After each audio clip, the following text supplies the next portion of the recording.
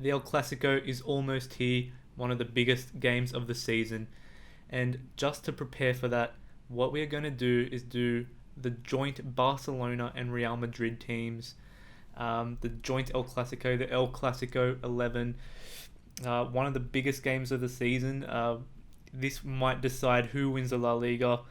Real Madrid and Barcelona so close this season. They've both had some start of the season has not been great, but now they're coming into their own. So let's get started and we'll go through the El Clasico 11. Now, this was a tough one to do because these teams have both been tinkering a bit with their formations. They've played a lot of different players. Every game it's kind of been different. I know they're starting to get into their own. Barcelona's playing with the three at the back. Real's been playing with the three at the back a few times. They've been playing with the four at the back quite recently, but it's been hard for me to pick which formation I'm going to start with. And I will start with, this is what I'm going to do, three at the back formation. A 3-5-2 formation. Bit unorthodox here for these two teams, but I think this was the only way it was going to work. Now, guys, you might have a few problems with this team. It was pretty tough. So I'm going to go through the team and we'll both see what you guys think. Comment down below what your team will be. So in goalkeeper, we're going to start off very strong here. It could have been obviously between the two keepers, Ter Stegen and Courtois. So I have chosen Thibaut Courtois as the El Clasico 11 starting goalkeeper. It was very even. It could have been either. These guys both have a lot in common. Both 28 years old. But I just think that this season Courtois has been slightly better overall. He's made some great saves. He has great reflexes. We'll just go through a few of his stats here. 39 games he has played for Real Madrid this season. And in those 39 games, he conceded 36 goals. Not too bad. 15 clean sheets. Very similar stats to Ter Stegen. Try saying that 10 times faster. And per game, he's made 2.1 saves, 1.4 saves in the penalty area, and 0.7 outside the box. And we just know Courtois is a very strong keeper. He did have a bit of a rough time when he first transferred to Madrid, but now I think he's one of the best in the world this season. He has very strong reflexes, has a lot of concentration, so he doesn't make mistakes too often. So that's the goalkeeper, Courtois. I know a few of you might put Ter Stegen in, and look, I wouldn't have any qualms with that at all. So we'll go on to the right centre back. We are playing a 3-5-2, as I have said. Now, the first centre back in this team is, I know you guys are going to have a lot of problems with this as well, but I just think this guy has had a very good season with Barcelona, and that's Oscar Mingeza. 21 years old, from the Barcelona youth team. This season he's got called up to the first team, and he's pretty much played a lot of the games for them. He's played 31 games for Barcelona this season, and he's really come into his own here, performing really well at the back for Barcelona. He's really great in that three at the back formation.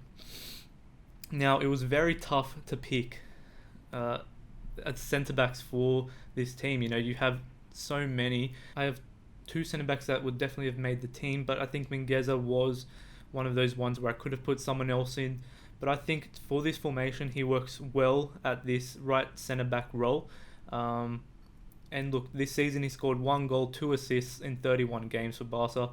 And he's a pretty strong tackler. 2 tackles per game Mingeza has had. 1 interception per game.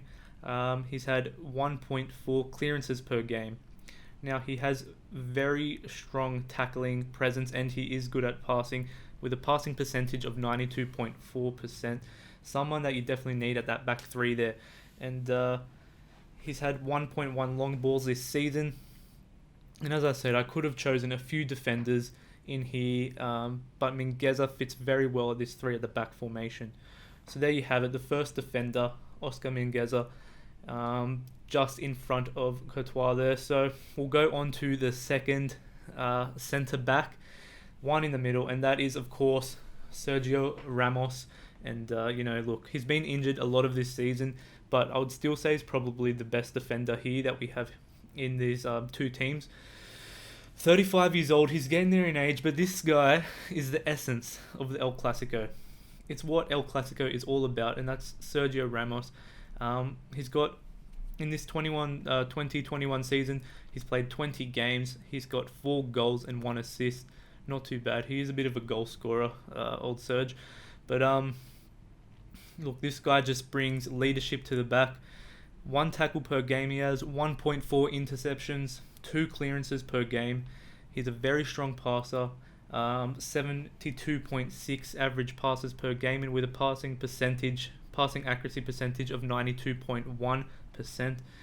And he just loves to pass. 7.3 long balls per game. Now, this guy would definitely be the playmaker from the back, looking to do those long balls through to the forwards there. And, Serge will just add a bit of grinta to the team, a bit of spark, a bit of leadership. He loves to make strong tackles, and you've seen it time and time again in the El Clasico that he is just there to break some legs. So he's definitely holding the fort at the back there. And then left centre back, we've got Rafael Varane. Now, when Real Madrid have played with that 3 at the back formation, he's mostly been playing on the right centre back role.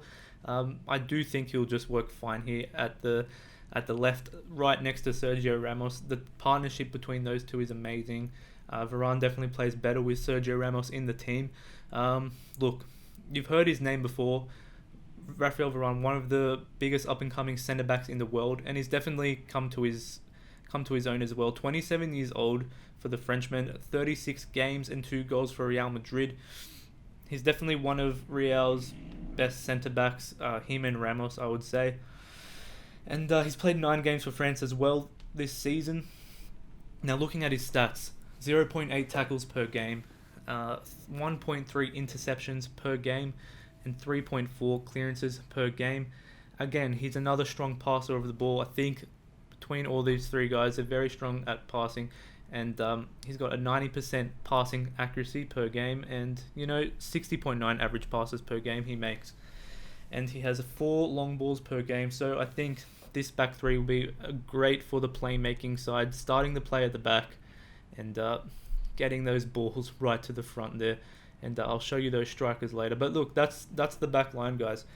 Mingeza, Ramos, and Varane right in front of Courtois there, so it's pretty strong so far. Now, off to right wing back, and that is Lucas Vasquez. This guy has been quite impressive this season for me. Originally starting as a winger, he has now been, pushing back a bit. He has played a lot of the right back position this season, in Carvajal's absence, and plays very well at it. 29 years old. This season he's played 33 games. He's had 2 goals and 7 assists. He's played about 20 games in that right wing back position this season, so he is very strong there. And it is a good reason this team between these 2 El Clasico teams, Barcelona and Real Madrid, I think they both fit very well into this 3 at the back formation, 3-5-2. And Vasquez is definitely a great reason as to why I've chosen this formation. He just plays very well at that right wing back role, and he is a very strong tackler. So he's not only just great at attacking, he is also a good defender as well. 2.4 tackles per game, 0.8 interceptions per game, 1.5 fouls per game. He does like to get stuck in there, and 1 clearance per game for Lucas Vasquez. And I would say he's definitely a good defender. He does get dribbled past 1.4 times per game. These key passes have been 1.9 key passes per game, and he has 1.3 dribbles per game, and he has 87.9 passing percentage. So he is pretty strong in that as well. I'll definitely say on the right wing back position, it was between him.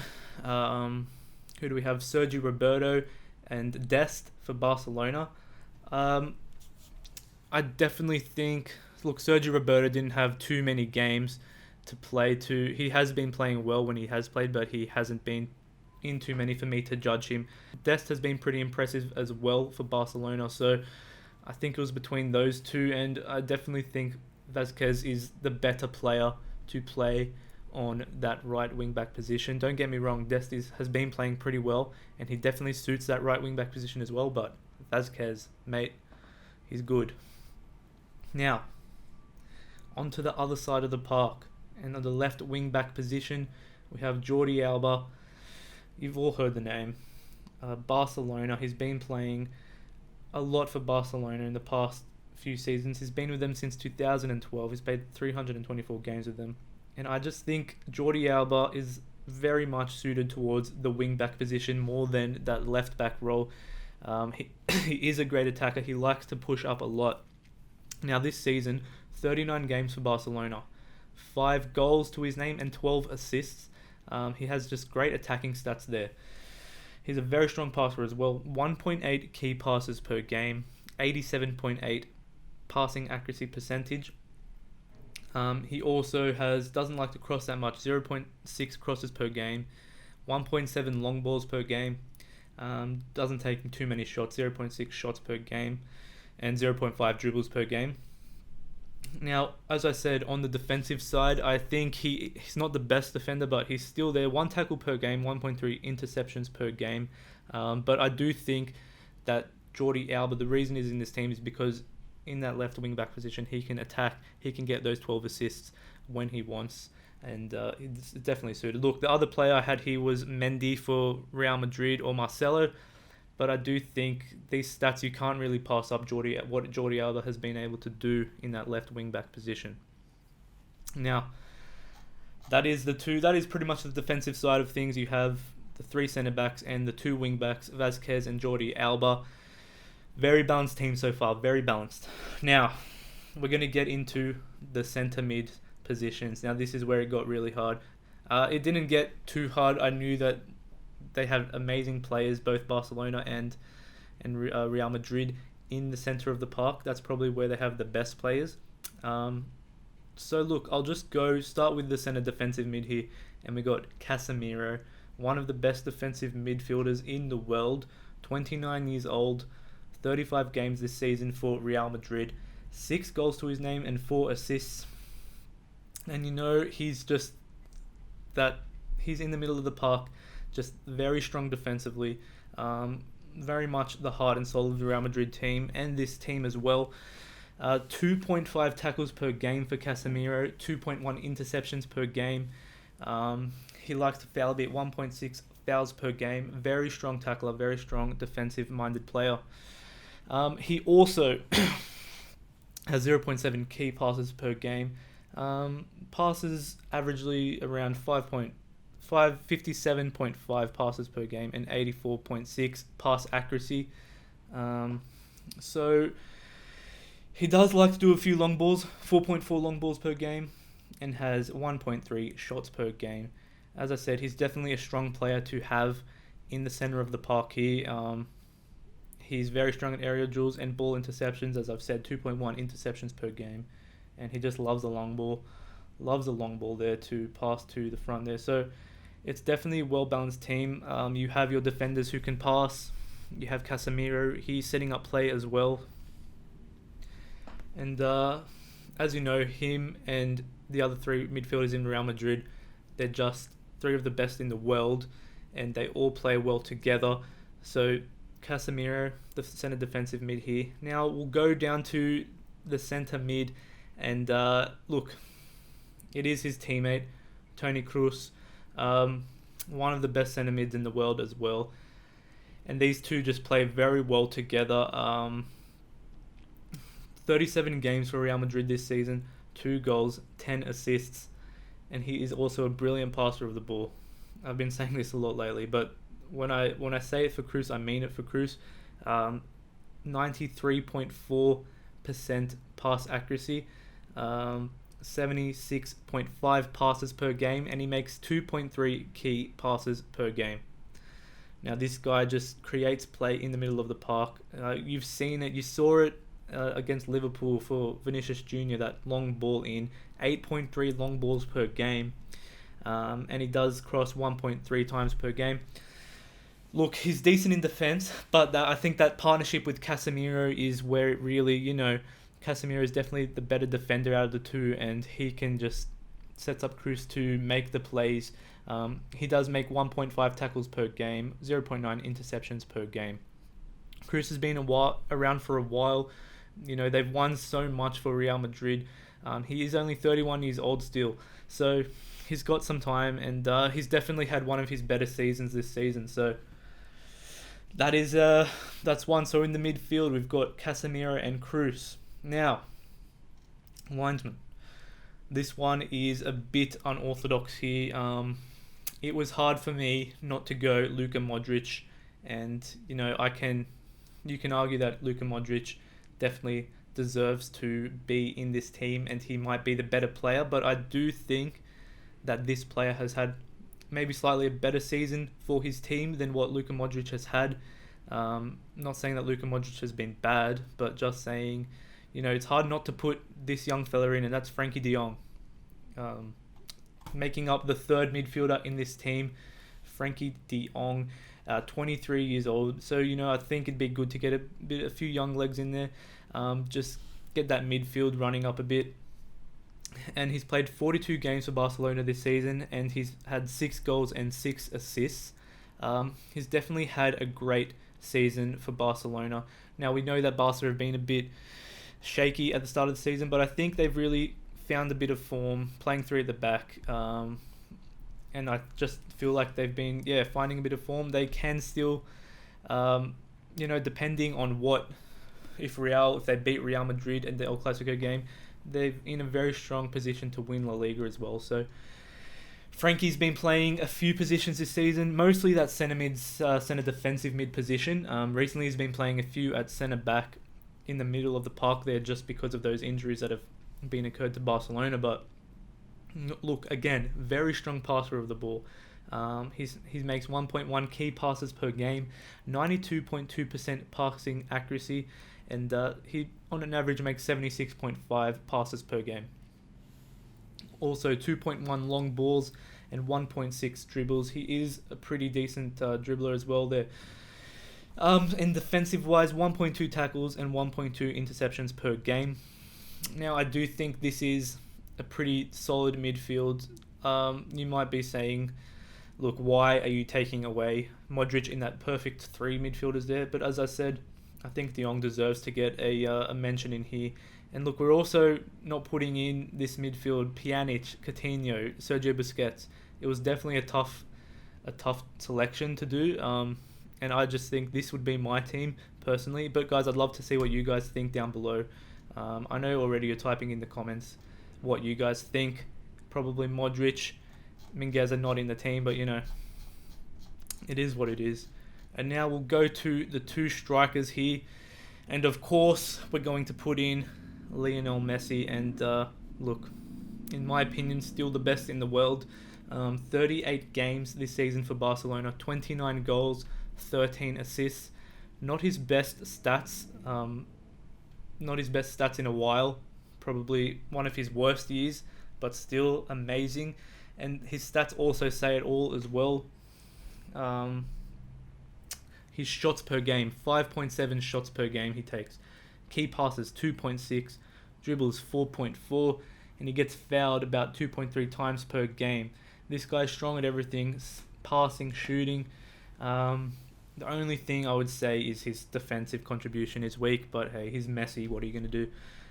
He still definitely gets a spot in this team. Now, he has been playing a bit all over everywhere this season. He's been playing a few games up front, especially when they play that 3 in the back formation. He has played in that striker role up with Griezmann sometimes, and he's been playing on the wing as well. I personally think Messi is stronger on the wing, but I can't gripe here. I'm putting him up the front here as a partner with the other striker. So I feel like, look, anywhere you put Messi, he's fine. He'll do amazing, and he'll definitely be a strong point for this El Clasico 11. Now, he has been dispossessed 2.7 times per game, but every game he is the man of the match, most games. So he is still amazing. 33 years old. He's had quite a few El Clasicos under his belt, so hopefully Messi sticks around even longer for Barcelona, but you can't just make an El Clasico team and not put Lionel Messi in. It's crazy if you don't do that. So he's definitely up there, and just because of who he is, he gets the captain's armband in this El Clasico Joint XI. It was between him and Ramos, but Messi, you can't take it past him. So that's that. Still one of the best players in the world, even though he's having one of his worst seasons. But that's that. Messi, one of those strikers there. And the last player in this team is Karim Benzema. I'm sure you guys have called that as well. One of his best seasons at Real Madrid. So Messi's had one of his worst, but Benzema's had one of his best seasons at Real Madrid. 33 years old. 34 games this season for Real and 24 goals with 6 assists. He's definitely the main man at Real now. No more Ronaldo, no more Bale, even though, he never was the main man. But he's definitely the focal point for the attack. Very strong at holding up the ball, very strong at finishing and passing. 3.9 shots per game, 1.3 key passes per game. You can see that with his 6 assists. 1.2 dribbles per game, with an 85.4% passing accuracy per game, and he's been dispossessed about 1.2 times. So you know what, Benzema definitely gets up here. He is a goal scorer, 24 goals per this season. And the season's not even over yet, so I think this will be one of his best seasons at Real Madrid. But yeah, guys, that's the team. So Benzema's partnering up front there with Messi. That combination will just be quite amazing, hopefully. So let's now we'll go to the manager. And it was either between Koeman and Zinedine Zidane. And just based on the success for the club, it has to be Zidane. I am quite a fan of Koeman. I mean, he has had a bit of a rough spell at Barcelona. It's hard to fault him for that. It's more the team that he's been given. I have been a fan of him at Southampton and Everton, but I think Zidane, you can't really not give this to him. The amount of trophies he's won for Real Madrid, and I think what he's doing with this current Real Madrid, no Ronaldo, a lot of their players are gone. I think that he's done quite well taking him out from a ditch, and he's still in the Champions League. Can't say that for Barcelona, and he's on track to maybe win the La Liga again. So his stats: 40 games he's played this season, 125, drawn 7, lost 8. The goal ratios are 71 to 38, and points per game he's 2.05 points per game. Look, Koeman's stats might be a bit better, but I think, as I said, Zidane definitely earns the manager of this El Clasico Joint XI. Not to mention, he's played in a few of these as well. So he's there. He's the manager, getting behind his team here. So that's it, linesman. Let's have a little recap of this team. So you got Courtois in goals, 3-5-2 formation. Mingeza, left centre back.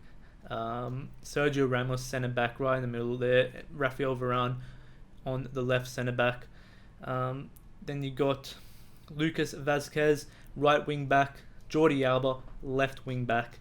Casimiro, centre defensive mid. Toni Kroos and Frankie de Jong, centre mids. And up front, you got Karim Benzema up there with Lionel Messi. Zidane on the bench.